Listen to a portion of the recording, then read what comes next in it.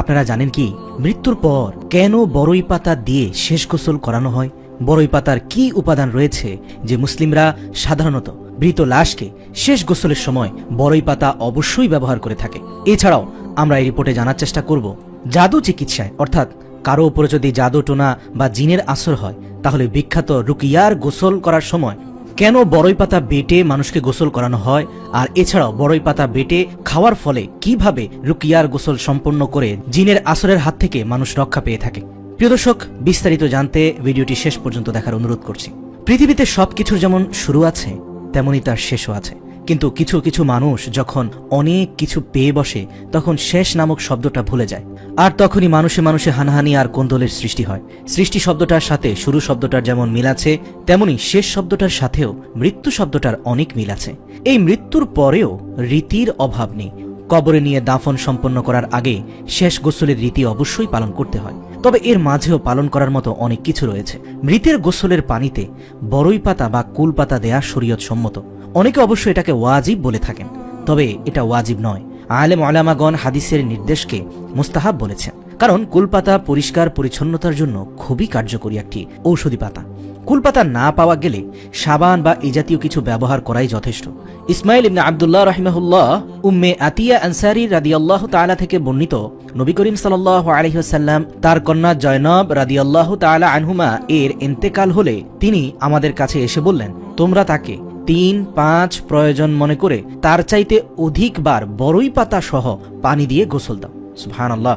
রাসূল সাল্লাল্লাহু আলাইহি ওয়াসাল্লাম তার কন্যার গোসলের কাজ সম্পাদনকারী নারীদেরকে বড়ই পাতার জলে গোসল দেওয়ার জন্য নির্দেশনা দেন, এবং রাসূল সাল্লাল্লাহু আলাইহি ওয়াসাল্লাম শেষবার বলেন যে শেষ গোসলের পর কার্পুর বা কিছু পরিমাণ কার্পুর তোমরা ব্যবহার করবে, তোমরা শেষ করে আমাকে জানাও। আমরা শেষ করার পর তাকে জানালাম, তখন তিনি তার চাদরখানা আমাদের দিয়ে বললেন, এটি তার গায়ের সাথে জড়িয়ে দাও। সুবহানাল্লাহ। প্রিয় দর্শক, বর্তমান বিজ্ঞান গবেষণা করে দেখেছে বড়ই পাতায় রয়েছে অ্যান্টিসেপটিক গুণাগুণ। বড়ই পাতা কিছুক্ষণ পানিতে ভিজিয়ে রাখলে শরীর থেকে আঠালো এক ধরনের প্রাকৃতিক নির্যাস পানির সাথে মিশে যায়, যা মানব শরীরে গোসলের ফলে জীবাণু মুক্ত করার একটি অ্যান্টিসেপটিক মেডিসিন হিসাবে কাজ করে। অথচ 1400 বছর আগে রাসূল সাল্লাল্লাহু আলাইহি ওয়াসাল্লামের হাদিস দ্বারা প্রমাণিত আল্লাহর রাসূল সাল্লাল্লাহু আলাইহি ওয়াসাল্লাম মৃতের গোসলের ক্ষেত্রে বড়ই পাতা ব্যবহারের জন্য নির্দেশ দিয়েছেন। এখন অনেকের মনে প্রশ্ন আসতে পারে যে জীবিত অবস্থায়ও তো আমরা চাইলে বড়ই পাতা দিয়ে গোসল করতে পারি, কারণ জীবিত অবস্থায়ও অ্যান্টিসেপটিক এই গুণাগুণগুলো আমাদের শরীরের জন্য অনেক উপকারী হবে। সেক্ষেত্রে ইসলামের কোনো বাধা নেই, আপনি চাইলে গোসল করতে পারেন। তবে সেক্ষেত্রে বলে রাখা ভালো যে বলতা, ভীমরুল বা যে কোনো ধরনের কীট বা মধুপোকার হুলে যদি বিষক্রিয়া ছড়িয়ে পড়ে এবং জ্বালা যন্ত্রণা তৈরি হয়, তখন সাথে সাথে কুলের পাতা বেটে যদি আপনি প্রলোভ দেন তাহলে জ্বালা যন্ত্রণা উপশম হয়ে যায়। এছাড়াও জাদুর চিকিৎসায় বিখ্যাত রুকিয়ার গোসল হচ্ছে বড়ই পাতা বেটে কিছু দোয়া পড়ে খানিকটা খাওয়া এবং গোসল করা। আলেম ওলামাগণ এই রুকিয়ার গোসলকে বলে থাকেন জাদু চিকিৎসায় শ্রেষ্ঠ গোসল। এই চিকিৎসার মাধ্যমে মানুষ জাদু টোনার হাত থেকে রক্ষা পেতে পারে। তবে এই গোসলের সময় পড়ার দোয়াগুলো কেউ অল্প কয়েকটা বলেছেন, কেউ বেশি বলেছেন। ইমাম কুরতুবী রাহিমাহুল্লাহ সূরা বাকারার 102 নম্বর আয়াতের আলোচনা করতে গিয়ে এই গোসলটার কথা বলেছেন, তবে তিনি শুধু আয়াতুল কুরসি পড়তে বলেছেন। ইবনে কাসির রাহিমাহুল্লাহ সেটা উদ্ধৃত করে আয়াতুল কুরসির সাথে সূরা ফালাক এবং সূরা নাস পড়ার প্রতি গুরুত্ব দিয়েছেন, কেননা সূরা ফালাক এবং সূরা নাস রব্বুল আলামিন তার বান্দার জন্য নাজিল করেছেন জিনের আসরের হাত থেকে এবং জাদু টোনার হাত থেকে রক্ষা পাওয়ার জন্য। এই দুজনের কথার সারাংশ হচ্ছে শায়েখ ওয়াহিদ বিন আব্দুস সালামের বলা নিয়মটা। আজ আমরা সেটাই জানব। যদি কখনো আপনার এমন মনে হয় যে আপনার উপর জাদু টোনার আসর হয়েছে অথবা কেউ আপনার উপরে খারাপ প্রভাব সৃষ্টি করছে, তাহলে কোনো কবিরাজের কাছে যাওয়ার প্রয়োজন নেই। আপনি কোরআনী চিকিৎসা নিন।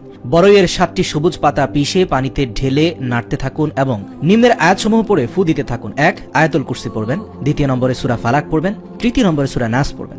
এরপর এই আয়াতগুলো পড়ে সেই বড়ই পাতার মিশানো পানিতে ফু দিয়ে সেই পানি 3 ঢোকে পান করবেন এবং বাকি অবশিষ্ট পানিটা দিয়ে গোসল করবেন। সে পানিতে অন্য পানি মেশাবেন না, উক্ত পানি গরমও করবেন না। আর এভাবে কয়েকদিন গোসল করবেন, তাহলে ইনশাআল্লাহ রোগী সুস্থ হয়ে উঠবে। কেননা কোরআন হচ্ছে সর্বশ্রেষ্ঠ চিকিৎসা। আল্লাহ রাব্বুল আলামিন আমাদেরকে বোঝার এবং আমল করার তৌফিক দান করুক। আমিন।